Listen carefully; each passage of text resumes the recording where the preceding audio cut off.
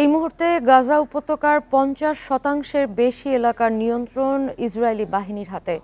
এতে ক্রমাগত কোণঠাসা হচ্ছেন ফিলিস্তিনিরা। ইসরায়েলি সেনা এবং মানবাধিকার সংগঠনগুলোর মতে গাজার সীমান্তবর্তী এলাকায় বসতবাড়ি, কৃষি জমি এবং অবকাঠামো গুঁড়িয়ে দেওয়া হয়েছে। সম্প্রসারিত এই সামরিক বাফার জোনের পরিসর গত কয়েক সপ্তাহে দ্বিগুণ হয়েছে। বিশেষজ্ঞ এবং মানবাধিকার সংগঠনগুলোর ধারণা, এভাবে দীর্ঘমেয়াদী দখলের পথ তৈরি করছে ইসরায়েল। বান্ডেল থাকলে প্রতি সেনমানিতে টাকা বাঁচবে। বিকাশ সেনমানি বান্ডেল কিনে জিতুন প্রতি লেনদেনে। গত 18 মার্চ গাজায় যুদ্ধবিরতি শেষ হওয়ার পর থেকে আবারও গণহত্যা শুরু করেছে ইসরায়েল। এরপর থেকে ক্রমশ গাজার নিয়ন্ত্রণ নিচ্ছে দখলদার ইসরায়েল। বর্তমানে গাজার ৫০%-এর বেশি এলাকা ইসরায়েলের নিয়ন্ত্রণে।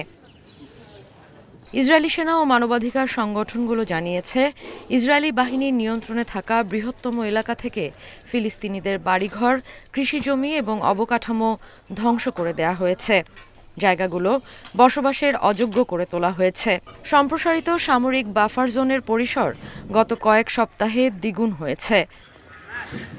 ইসরায়েলের দাবি, হামাসের কাছে থাকা জিম্মিদের মুক্তির চাপ তৈরি করতেই সাময়িকভাবে এসব পদক্ষেপ নেওয়া হচ্ছে। তবে বিশেষজ্ঞ ও মানবাধিকার সংগঠনগুলোর ধারণা, এভাবে দীর্ঘমেয়াদী দখলের পথ তৈরি করছে ইসরায়েল। গত সপ্তাহে প্রধানমন্ত্রী বেনিয়ামিন নেতানিয়াহু বলেন, হামাস নির্মূল হলেও ইসরায়েল গাজার নিরাপত্তা নিয়ন্ত্রণে রাখবে এবং ফিলিস্তিনিদের অন্যত্র যেতে চাপ দেবে।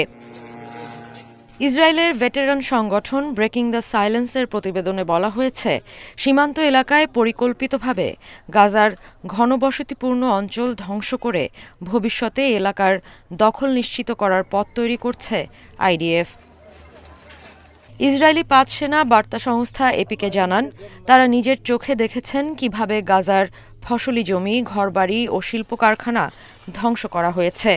এক সেনা জানান, ওদের ফেরার কিছুই থাকবে না, ওরা আর ফিরবে না, কখনো না।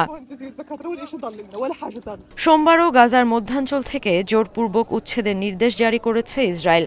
ইসরায়েলি বাহিনী মধ্য গাজার ফিলিস্তিনিদের পালাতে বাধ্য করছে। সেই সঙ্গে দেইর আল বালা শহর থেকেও বাসিন্দাদের সরে যাওয়ার নির্দেশ দেওয়া হয়েছে। ইসরায়েলি সেনাবাহিনীর মুখপাত্র তার এক্স পোস্টে দেইর আল বালার ৫টি এলাকা থেকে ফিলিস্তিনিদের জোরপূর্বক বাস্তুচ্যুত করার একটি মানচিত্রও শেয়ার করেছেন। স্যাটেলাইট ছবিতেও দেখা গেছে, গাজার ঘনবসতিপূর্ণ এলাকাগুলো এখন শুধুই ধ্বংসস্তূপ। Sadia Afrin, Independent news.